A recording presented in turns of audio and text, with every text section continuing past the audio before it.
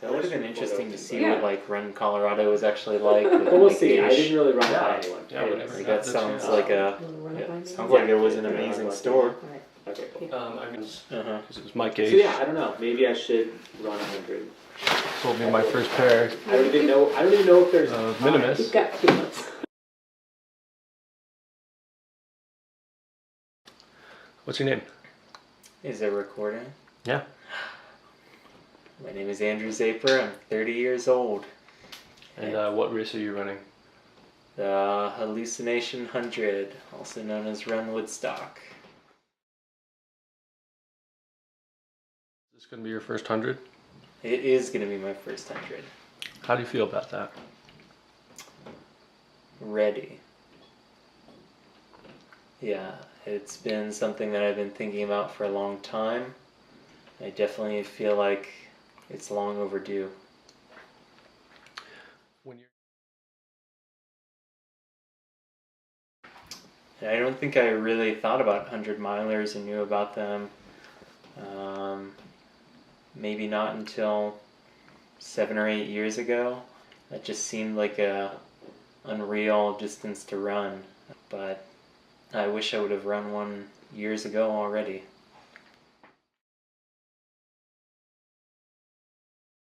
The half marathon was the first official race that I can think of. At least the first one that I trained for. And when was that? 2010. I think it's been a source of self-purpose, a sense of drive. It's helped me be goal-oriented. I've gained a lot of discipline, more time management skills. Plus it just makes me happy and feel good and makes me feel connected to the world around me.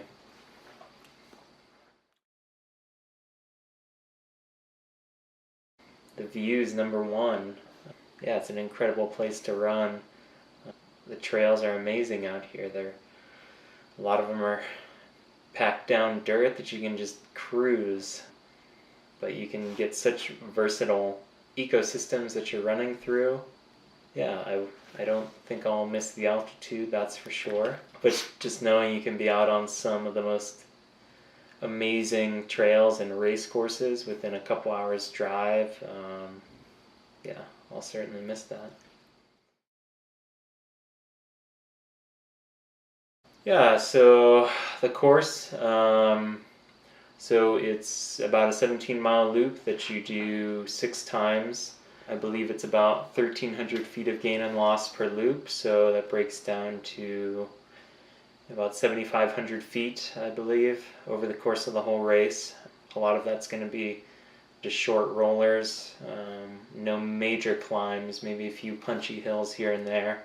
I think that type of trail suits my strengths, and my plan going into it, I guess, try to go out real conservative if I can. Don't get sucked in. I realize I need to have some legs for the back half. And some energy too, so I want to be able to get some calories down on those first couple loops, really stick to a hydration plan, and try to mix in real food when I can. Stick to real fruits at the aid stations, yeah, maybe a slice of pizza or two along the way. And I'll pick up a pacer at 50 miles. Surprisingly, you're allowed to get a pacer after 2 loops. I only have 3 pacers on hand. I think I'll enjoy the time alone at first, getting settled in. I can't run. Honestly, I'll be a bit surprised if David beats me, given that David's running a lot of hundreds this year. It'll be nice if the 2 of us can get out and maybe log the first lap together. I don't know what his plan is with pacing, but it'll be good to see a familiar face out there racing on a not familiar course that I've never been on before. So it'd be good to see him out there, but yeah, I just know the competitiveness in me is going to be out there to run my race, but part of running my race is definitely competing with others. So not just David, everyone else in the field. So if that means, getting a top 10, I'd be super stoked for that. So I think ideally getting under the 20-hour mark, if that's possible, getting in that top 10 range would be great. When things are going good, and bad for that matter, I think my mind goes to a point of gratitude. It's not only when, things are cruising, but also when you're digging deep, where I just feel gratitude for so many things. Gratitude for my wife, Heather, who supports me in my running, my friends, my family, but I think just gratitude for an able body to begin with, and to be able to experience something that connects me to the land that I'm running on.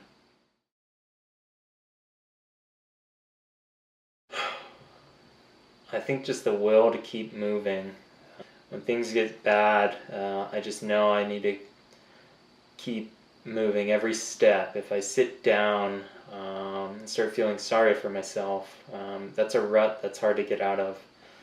But I know as long as I keep progressing forward, no matter how slow or how rocky, rooty the terrain might be, or how terrible my stomach feels, it's gonna pass. So I think just sticking to that forward progression, that's what I hold on to, just knowing it's gonna get better. Dr. David Horton, it never always gets worse.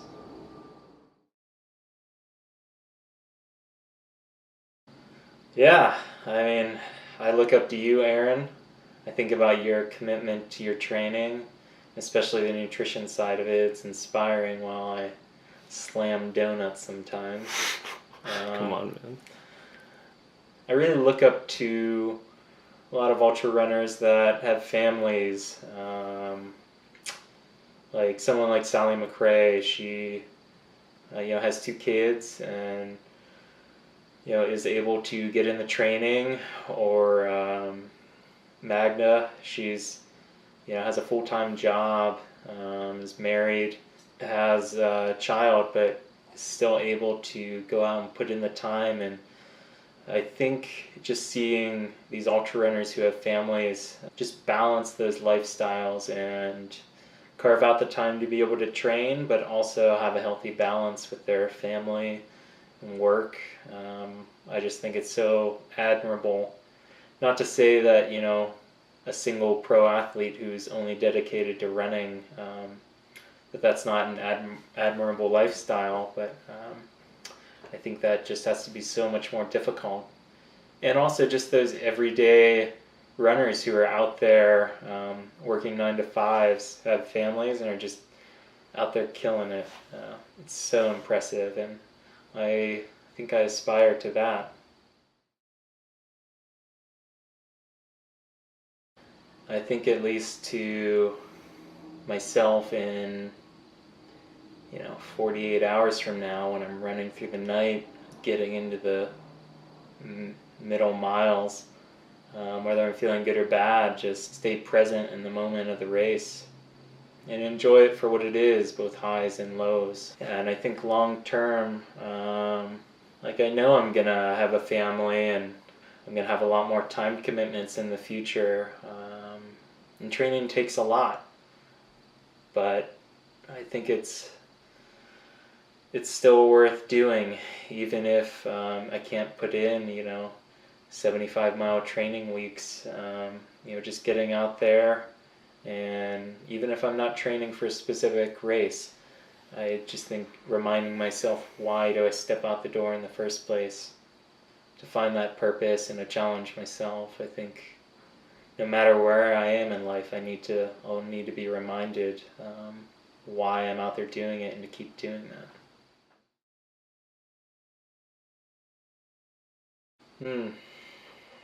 100 miles is a long way. I've just got to be present, and I think that's really a mantra in life that I need to stick to. I'm always always someone who's looking ahead to the next big thing, the next big challenge. I think that's part of what draws me to ultra running, through hiking, spending time outdoors and in the mountains. I'm always chasing. So I think it is hard for me to remain present and not worry about the what ifs. Just worry about what I have going on right now and the gifts that I have in life. So yeah. Okay, well, give you a big hug for that. Good luck. Thank you.